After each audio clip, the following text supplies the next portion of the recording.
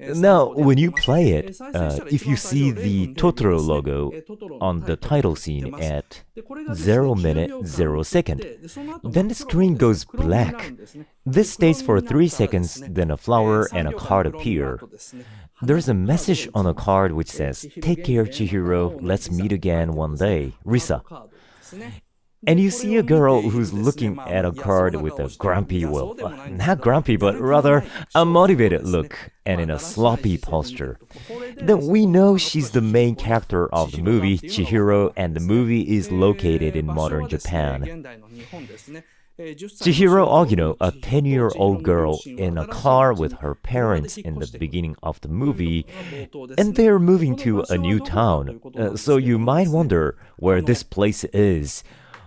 But then you see a clue. It's Japan National Route 21 in Nakaoka. So we don't know for sure if an area called Nakaoka really exists. Actually, this place is considered to be Kofu. If you take a left on Japan National Route 20, then you head towards Kofu. By the way, this assumption is based on a meticulous research in a blog called Sudare-san's Room. For example, this location that comes out in the beginning of the movie, right here, seems to be National Route. Well, what you are looking at is not exactly Route 20, but it's near the sign. In this picture, do you see a sign that says Green Hill? And there is a facility that looks very much alike. So I think around here is the real location. But the problem is that since around this time, fans started visiting real-life locations that come out in anime, which they called pilgrimage, and discussed how which scene is based on which location. That's why Ghibli tried many ways to not let the fans specify the locations that come out in the movie. Even so, Mr. Sudare has done a great job specifying the locations. For example, if you see on the top, you can see a sign that says Cycle Farm over the side mirror on a car, and you see a very similar location like this in the picture. Or when you see a sign that says Pork Cutlet Minoya in one scene, then he found the exact same spot. Just like that, this is a dry cleaner in the anime, and this is a real location. So, thanks to his specification, we now know that the scenes in the anime were reconstructed from various locations around Hachioji area to the point that they are almost identical. Later, Miyazaki said he got fed up with stuff like this when he made Ponyo. But I have to say it's kind of selfish. When he was making this anime, he told his staff to trace the existing landscape, but later he went, "Oh, I don't want any of these, or tracing reality is meaningless and wrong." Then the art staff members were really jerked around by that. So Chihiro's father drives Audi and passes these areas, but then he comes back. Right here, it says Tochinoki, which I guess is a new town. He turns right at this turning point. Then the title appears. Like this. It says Spirited Away, and the slope starts here in the picture at the bottom and goes all the way up. So that's the Audi that goes up the slope on the right and is still going up. He actually wants to go this way to the new town. It only takes a minute and 40 seconds at this point. A lot of detailed information is shown during this short period of time, so Spirited Away is actually quite fast-paced. On the other hand, nothing really happens during the first 40 minutes. So after a minute and 53 seconds, the car enters the approach after passing by an old Japanese cedar tree and a Shinto gate that has fallen. From above here, the camera pans down. Now, do you see how the trunk of the cedar tree has broken? So have the branches and only a few leaves remain. When the camera pans all the way down, you see the paved road ends in the middle and turns into a mountain path. And that's where the gate leans right here on the tree. On the storyboard, there's an instruction that says, this gate needs to be broken and tilted. It must have once stood facing the pathway a long time ago. But someone must have taken it off and set it on the side. So, I must say whoever did it is quite sinful. I'm guessing that this area where the paved road turns into a mountain path was the starting point of the holy precinct, or the sacred area. And the giant cedar tree, which looks tremendously old and now dying, must be the symbol of the area. But the three people in the Audi enters the sacred land in a four-wheel drive mode without knowing anything. And here the father puts the car in neutral and wonders as he looks around going, "Oh, are we on the right direction?" Then Chihiro finds something mysterious. This is a cedar tree, and on the foot of the gate you can see a lot of small houses made of rocks. These small houses are God's houses or small stone shrines, and I wonder if you can notice, but they have been thrown away, and it's not just one, but in a large number. And I want you to pay attention to how they are piled up in the disorderly way. I actually have the close-up picture of this. If you take a close look, you can clearly tell how these small shrines have been collected and thrown away altogether. I imagine that each of these has been placed in order along this approach back in the days and worshipped, but now they were removed and collected with the gate at the foot of the cedar tree. I imagine that one of the carpenters who did the construction work placed them together with the gate at the foot of the cedar tree that was once a sacred tree so that they wouldn't be cursed. Well, although I think they are sinful enough to be cursed.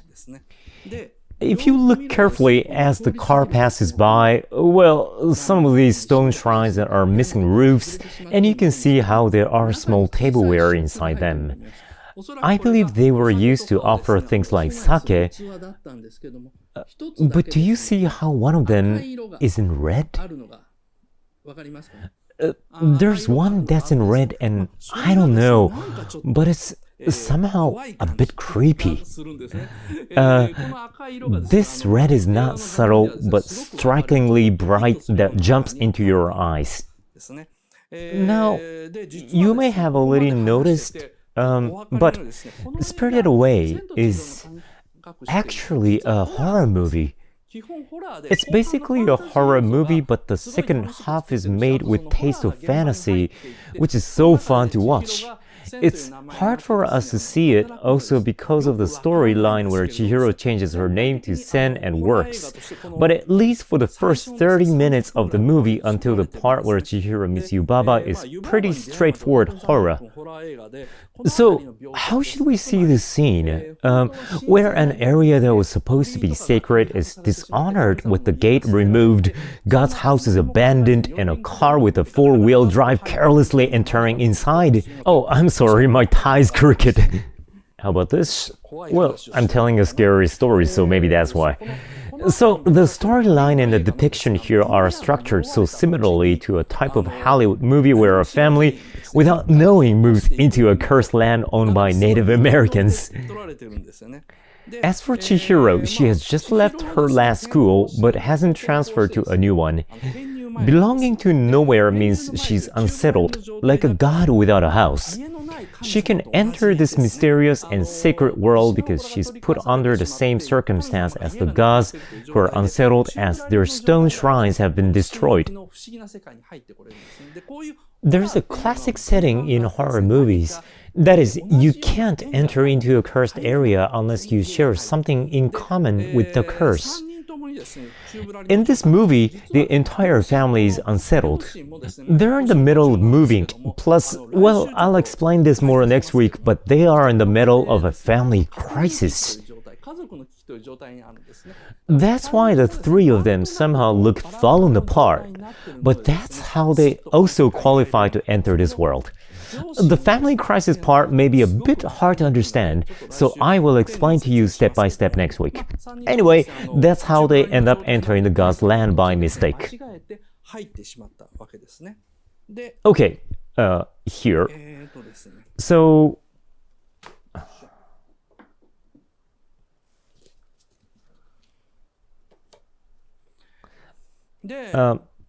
As the car runs through the mountain, the path suddenly turns into a stone pavement. It turns into a stone pavement and the car shakes and rattles. I mean, this is a mountain path. And the fact the path becomes a stone pavement means that it is important enough for people in the past to lay the pavement. It's in the middle of a mountain, and the stone pavement is so much older than the, say, Edo period, so that indicates how sacred this path is. Even castles rarely lay stone pavement around them, so having one is a sign that they are entering into such sacred land. But the father doesn't notice it and drives the car in a furious speed.